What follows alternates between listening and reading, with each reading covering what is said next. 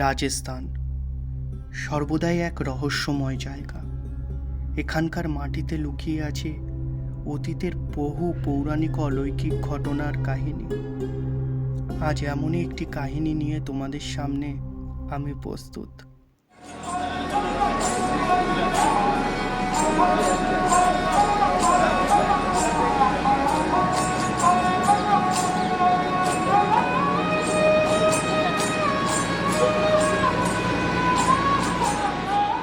সালটা ছিল 1400 শতাব্দী।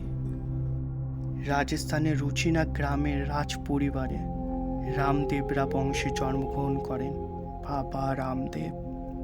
জন্মের পর সে স্বাভাবিক হলেও অল্প বয়স থেকেই তিনি অলৌকিক ক্ষমতা প্রদর্শন করেছিলেন। তার এই শক্তি তিনি গরিব ও দরিদ্র মানুষের সেবায় নিয়োজিত করেন। তার এই ক্ষমতার কথা আস্তে আস্তে পুরো ঝাড়খণ্ড ও রাজস্থানের বিভিন্ন অলিতে গলিতে ছড়িয়ে পড়ে। তিনি তখন হয়ে ওঠেন শ্রীকৃষ্ণের অবতার। তাই ভক্তরা ভারতের বিভিন্ন জায়গায় তার সম্মানে মন্দির তৈরি করেছিলেন। প্রত্যেকটি মন্দিরে তার কৃতিত্বের কাহিনী বর্ণিত আছে। তাই আমরা বাবা রামদেবের জীবনী জানতে পশ্চিমবঙ্গের কানকিধামে এসে পৌঁছালাম। মন্দিরটি খুব বড় আর সৌন্দর্যের দিক থেকে কোনো কমতি নয়। তবে মেন গেটের সামনে এসেই প্রথমে আমাদের চোখে পড়ল গেটের ওপরে লেখা আছে বাবা রামদেব শ্রীকৃষ্ণের অবতার। এটা দেখার পর মনে একটা প্রশ্ন খুব কৌতূহল সৃষ্টি করছিল। তবে কি শ্রীকৃষ্ণ দেহত্যাগের পর রামদেব রূপে পৃথিবীতে ফিরে এসেছিলেন? বিষয়টি জানার জন্য খুব উত্তেজনা নিয়ে মন্দিরের ভেতরে প্রবেশ করলাম। শুনেছিলাম মন্দিরটি দিনের থেকে রাতে আরো উজ্জ্বল হয়ে ওঠে, তাই আমরা রাতে এখানে আসলাম। সত্যি তাই, বিভিন্ন রঙের আলোতে চারিদিক খুব উজ্জ্বল ও অপরূপ সুন্দর হয়ে উঠেছে। এটি হলো মন্দিরের একটি গেট। এর ভেতরে প্রবেশ করতেই দেখতে পেলাম মন্দিরের সিঁড়ি, আর তার সোজাসুজি রয়েছে গণেশ দেবের একটি ছোট্ট মন্দির।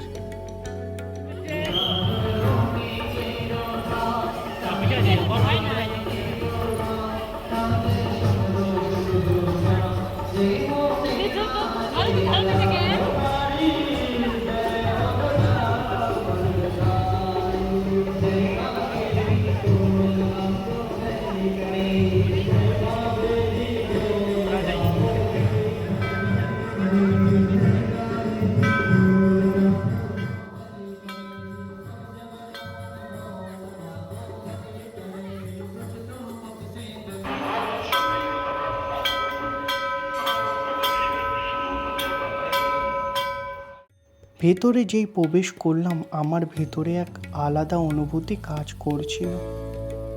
দেখলাম পুরো মন্দির জুড়ে বাবা রামদেবের জীবনী চিত্র আকারে বর্ণিত আছে।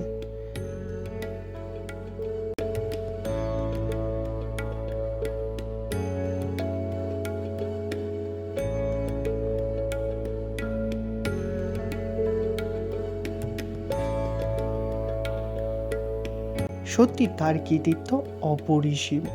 মানুষের প্রতি তার যে সেবা, ভালোবাসা সর্বদা মানব জীবনকে ভক্তি ও শ্রদ্ধা প্রদান করবে। কানকির এই মন্দিরটি ভক্তদের জন্য একটি কেন্দ্রবিন্দু, যারা আশীর্বাদ পেতে, প্রার্থনা পেতে এবং বিভিন্ন ধর্মীয় আচার উৎসবে অংশগ্রহণ করতে আসেন। কথিত আছে মন্দিরটি তার আধ্যাত্মিক পরিবেশের জন্য পরিচিত এবং বিশ্বাসও করা হয় যে এটি একটি ভক্তদের ইচ্ছা পূরণ করে। অর্থাৎ এখানে কেউ এসে যদি তার মনের ইচ্ছা প্রকাশ করে সেটা বিফলে যায় না। তাই সময় বার করে অবশ্যই এখানে এসে ঘুরে যাবেন।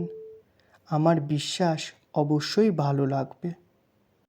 তবে মন্দিরটির মধ্যে আরেকটি জিনিস আমাদের খুব উৎসাহিত করছিল দেখার জন্য, তাই এগিয়ে গেলাম সেই দিকে। হ্যাঁ, এখানকার ফেমাস লেজার শো। মাথা পিছুর টিকিট পড়লো আমাদের 50 টাকা করে। এরপর আমরা ভেতরে প্রবেশ করে যা দেখলাম,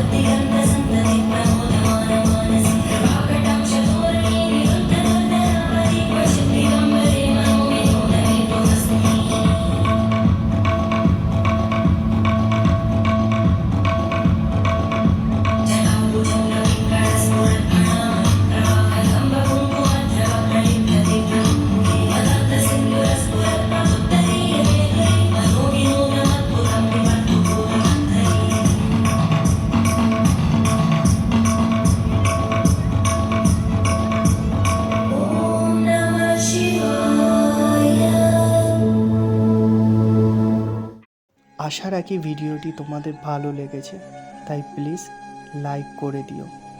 দেখা হচ্ছে পরের ভিডিওতে। ধন্যবাদ।